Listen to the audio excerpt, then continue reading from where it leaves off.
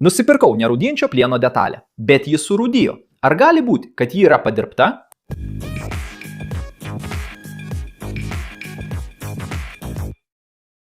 Sveiki, inžinerijos entuziastai! Įsivaizduokite tokią situaciją. Nusipirkote nerūdijančio plieno detalę ir ji pradėjo rūdyti. Tada savęs klausėte, ar tikrai man pardavė tikrą gaminį? Juk nerūdijantis plienas nerūdija, tiesa?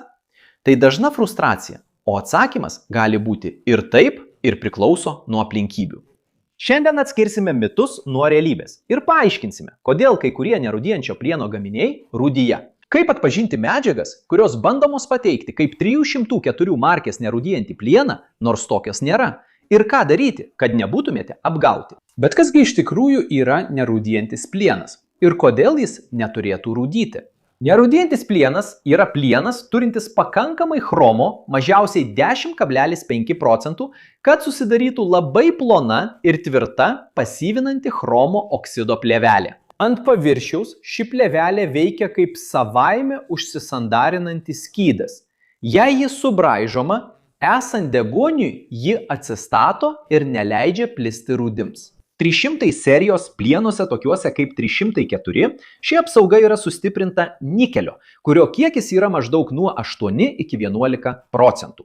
Bet palaukite, jei nerūdijantis plienas pats save apsaugo, kodėl kartais atsiranda rūdys? Ne kiekviena oksidacija ant nerūdijančio plieno reiškia, kad plienas yra blogas arba padirbtas. Gali būti paviršiaus užterštumas plieno dalelėmis, pavyzdžiui, nuo plieninio šepečio ar metalo dulkių po pjovimo. Jis galėjo būti neteisingai parinktas, nes egzistuoja ne tik vienas nerūdijančio plieno tipas, o visa jų gama. Kitaip tariant, yra skirtingų nerūdijančio plieno rūšių, turinčių skirtingą atsparumo korozijai laipsnį. Todėl labai svarbu tinkamai parinkti plieną kiekvienai aplinkai. Todėl neteisinga specifikacija gali sukelti didelių problemų. Dabar yra situacija, kai korozijos tikimybė labai išauga. Kai medžiaga, kurią jums pardavė kaip 304, iš tikrųjų yra 200 serijos plienas, vadinamasis netikras 304. O kas yra netikras 304 ir kodėl tai yra problema? Pastaraisiais metais Brazilijoje buvo platinami 200 arba 2XX serijos plienai, kurie buvo reklamuojami kaip 300 serija arba 304 tipas. Šie plienai buvo sukurti siekiant sumažinti kainą, dalį nikelio pakeičiant manganu, o rezultatas – pigesnė medžiaga, tačiau daugeliu kasdienių sąlygų ji pasižymi prastesniu atsparumu korozijai. Tuo tarpu tikrasis 304 turi apie 8–11 procentų nikelio, o naujieji 2XX serijos plienai, parduodami kaip 304, turi tik apie 1 procentas nikelio. Ir šis skirtumas yra lemiamas atsparumui korozijai. Kodėl nikelio kiekio sumažinimas pablogina nerūdijančio plieno atsparumą korozijai? Daugelis žmonių mano, kad nikelis yra tarsi danga, tačiau iš tikrųjų jis veikia lydinio viduje, stabilizuodamas austenitinę fazę ir padėdamas chromui geriau atlikti savo darbą. Išlaikyti vientisą pasyviąją plėvelę ir kai to nikelio sumažėja per daug ir jis kompensuojamas manganu, medžiaga vis tiek gali išlaikyti austenitą. Tačiau atsparumas korozijai, ypač tirpaluose su chloridais, pavyzdžiui virtuvėse, pajūrio zonose ir plovimo vietose, linkęs sumažėti. Bandymuose praktiškai 2XX plienai dažnai pasižymi didesnių polinkių į duobučių susidarimą ir įtempimų koroziją aplinkose, kuriuose 304 plienas susidoroja daug lengviau. Paprasčiau tariant, mažiau nikelio dažniausiai reiškia didesnė dėmių ir duobučių rizika tose vietose, kuriuose nenorėtumėte matyti rūdžių. Ir chromas. Jis taip pat skiriasi tarp tikro 304 ir netikro 304. Taip ir tai turi reikšmės. Tipinis 304 turi apie 18–20 procentų chromo, o daugelis 2XX rūšių turi tik 13–16 procentų chromo. Atrodo nedaug. Bet sumažinus chromo kiekį, susilpnėja gebėjimas formuoti ir išlaikyti pasyvinį sluoksnį. Ypač šepečiuotose ar šlifuotose paviršiuose arba kai yra sąlytis su druskomis ir balikliu.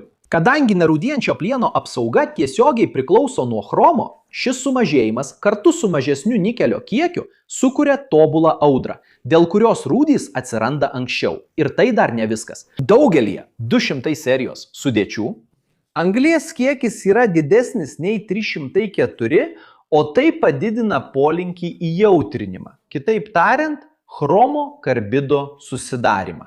Ir tai sudaro sąlygas tarpkristaliniai korozijai. Be to, su siera susijusios sulfidinės intarpai yra pageidaujamos vietos duobučių korozijos pradžiai. Bet kaip apsisaugoti perkant ir neapsigauti? Pirmoji gynyba yra aiški nomenklatūra. Ieškokite aiškiai nurodyto AISI 304 arba UNS S30400 ir tiekimo standartų tokių kaip ASTM A240 plakštams ir juospams. Nepasitikėkite miglotais aprašymais, tokiais kaip 300 serija nenurodant tipo, ir neaiškiais prekiniais pavadinimais, kai pardavėjas vengia pasakyti 304. Būkite atidūs 200 serijos, 201, 202 ir panašioms žymoms, įskaitant rinkos variantus, tokius kaip vadinamosios 300 serijos, kurios yra mažo nikelio alternatyvos. Perkant svarbius gaminius, prašykite kokybės sertifikato su sudėtimi ir jame turi būti nurodytas nikelio kiekis atitinkantis 304. Taip pat tinkamas chromo kiekis. Kai kurie iš šių plienų parduodami su modelio pavadinimais, tokiais kaip vadinamosios 300 serijos, kas leidžia manyti, kad tai yra AISI 304 serijos plienas. AISI 304 žymi standartą, nustatytą Amerikos geležies ir plieno instituto, skirtą austenitiniam nerūdijančiam plienui su chromu ir nikeliu. Jis žinomas dėl savo tvirtumo ir puikaus atsparumo korozijai, o jo cheminė sudėtis yra griežtai kontroliuojama. Tuo tarpu vadinamoji 300 serija yra nerūdijančio plieno pavadinimas, sukurtas kaip ekonomiškesnė alternatyva, tačiau neatitinkantis tradicinių standartų. Kadangi jis nėra reglamentuojamas konkretaus tarptautinio standarto, kaip standartizuoti AISI 304 plienai, galima sakyti, kad iš tikrųjų tai yra komercinis pavadinimas. Šią 300 seriją sieja su 304, kad būtų galima ją pateikti kaip 304. Ši modifikacija lemia mažesnės kainos medžiagą, tačiau jos atsparumas korozijai agresyvesnėje aplinkoje yra mažesnis, palyginti su tikruoju AISI 304. Ir ta taisyklė, kuri galioja beveik viskam gyvenime, čia taip pat tinka. Kai pasiūlymas pernelyg geras, kad būtų tiesa, verta suabejoti. Kitaip tariant, per gerai, kad būtų tiesa, dažniausiai reiškia prastą kokybę. Ir tuo viskas nesibaigia. Kai kuriuose mažo nikelio lydiniuose pridedama vario, kurio kiekis gali būti didelis, kad būtų pritaikytos savybės medžiagoms ir įrangai turinčioms sąlytį su maistu. Brazilijoje Anvisa rezoliucija RDC numeris 20 nustato ribas. Šios metalinės medžiagos neturi turėti daugiau kaip 1% priemaišų sudarytų iš švino, arseno, kadmio, gyvsidabrio, antimono ir vario, vertinamų kartu, o atskiri arseno, gyvsidabrio ir švino kiekiai neturi viršyti 0,01%. Kadangi pseudo 304 turi nemažą kiekį vario, tai kelia papildomą perspėjimą naudojant juos sąlyčiui su maistu. O esant abejonėms, prašykite ataskaitų ir venkite kritinių panaudojimų. Bet tada kyla klausimas. Nusipirkau nerūdijantį plieną ir jau atsirado rūdžių. Ką daryti praktiškai? Pirmiausia, pabandykite pašalinti paviršiaus užterštumus tinkamai nuvalydami, naudodami neutralų ploviklį, šiltą vandenį ir neabrazyvinę kempinėlę. Visada valykite pagal apdailos kryptį. Denkite plieninės vatos. Ji palieka laisvo geležies dalelių ir dar labiau pablogina situaciją. Tuomet, jei reikia, naudokite specialų nerūdijančio plieno pasyvatorių, pagaminta azoto rūgšties pagrindu, visada laikydamiesi gamintojo nurodymų, kad atkurtumėte pasyvėją plėvelę. Jei detalė vėl greitai pradeda dėmėtis, ypač jei atsiranda duobučių, įvertinkite aplinką iš naujo. Pavyzdžiui, ar nėra chloridų, ar naudojami valymo produktai. Ir susisiekite su tiekėju, paprašydami cheminės sudėties sertifikato. O jei sudėtis nurodo 200 serija parduodama kaip 304, ar turite techninį pagrindą reikalauti pakeitimo? Galiausiai, kai nerūdijantis plienas surūdyja, negalima visada teigti, kad jis yra padirbtas. Tačiau tikimybė padidėja, kai naudojimas būdingas 304 tipui.